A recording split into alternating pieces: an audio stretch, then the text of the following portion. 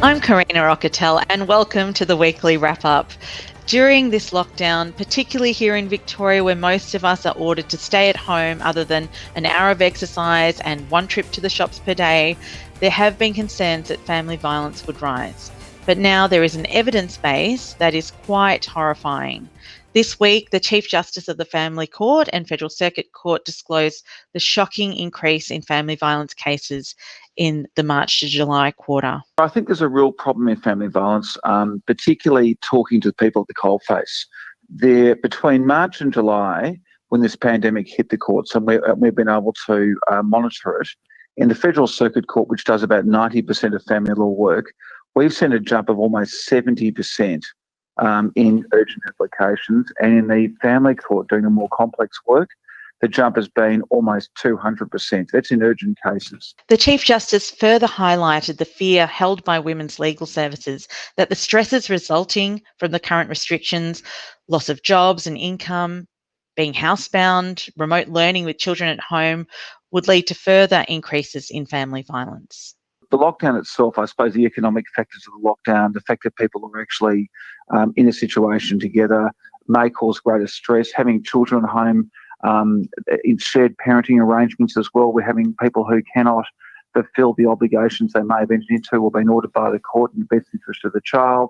And, there might be supervision places that are shut. People aren't getting access to the children the way they wanted to. Otherwise, they are locked up in home in a situation where there's a lot of tension. With a society where there is one woman a week dying, one child every 2 weeks and one man a month.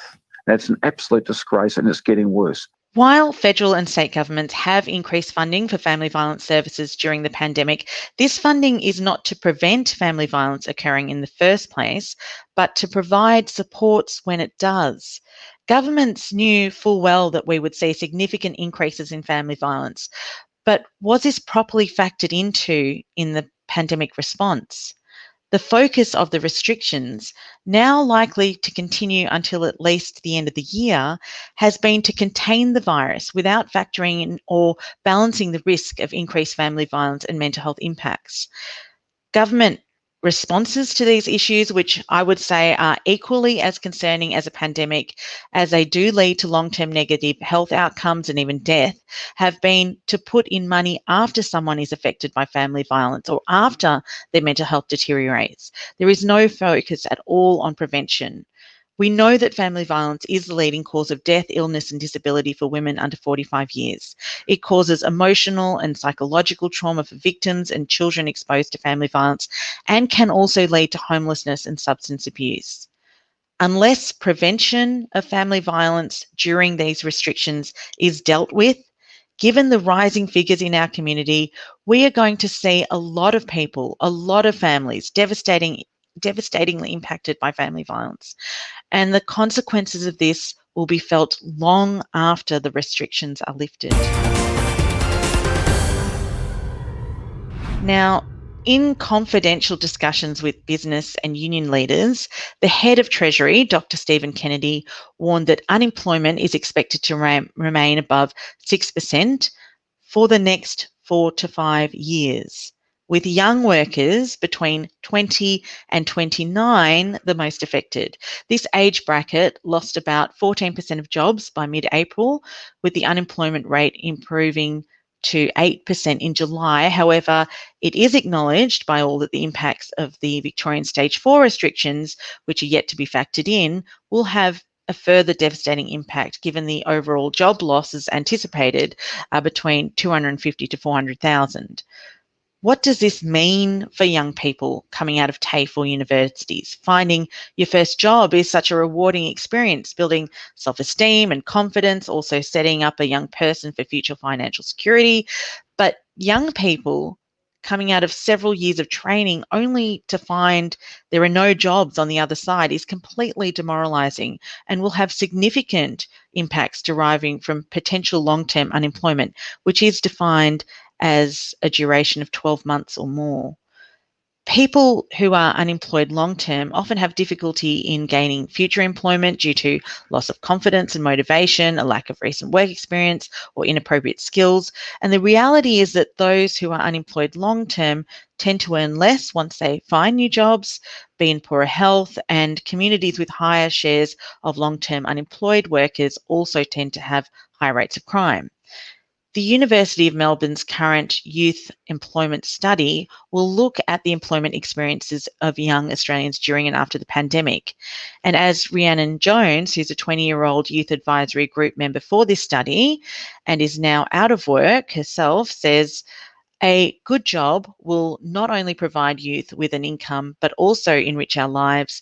We are able to be held accountable, be productive, work towards goals, interact with others, have a sense of accomplishment, and so many other factors that are invaluable. Losing your job and the supports that come along with it means that your financial stability is at risk, and so is your mental state. Not all of us are equipped or resilient enough to bounce back into an unsteady job market. There are far-reaching consequences of long-term youth unemployment, and the challenges ahead for this generation, not to mention bearing the burden of current astronomical government debt levels, are going to be enormous. Now, this week, the Australian newspaper exposed that the Department of Communities and Justice in New South Wales had warned the government of a $140 million budget deficit for out-of-home care for vulnerable children.